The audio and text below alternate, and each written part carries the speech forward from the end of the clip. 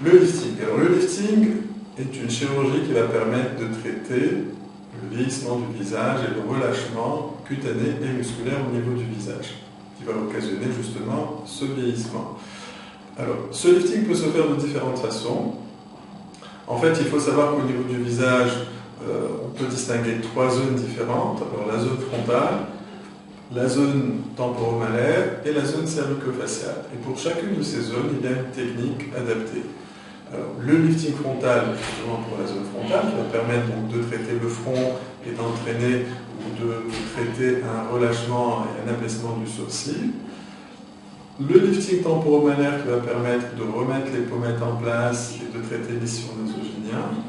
Et le lifting cervico-facial qui va permettre de traiter l'ovale du visage et le cou, en particulier la partie haute du cou. Alors, ces liftings-là vont bien sûr nécessiter de faire des incisions. Alors pour le lifting frontal, l'incision est placée dans le cuir chevelu. Pour le lifting temporomalaire, elle commence dans le cuir chevelu et se prolonge vers l'oreille. Et pour le lifting cervico-facial, l'incision fait un petit peu le tour de l'oreille, donc sur la partie antérieure, et elle fait le contour de lobe de l'oreille pour se prolonger au niveau du sillon rétro-auriculaire. Ce qui fait qu'en utilisant donc ces différentes techniques, ça permet de s'adapter de manière très précise au cas que l'on veut traiter, en associant une ou deux ou les 3 techniques en même temps.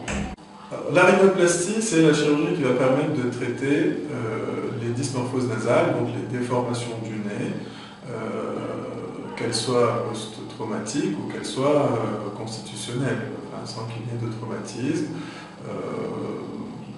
telle qu'une bosse au niveau du nez ou une pointe qui est un petit peu trop large. Enfin, toutes ces choses-là peuvent être traitées par l'intermédiaire d'une rhinoplastie qui va permettre donc un remodelage du nez de façon à effacer les défauts qui peuvent y exister.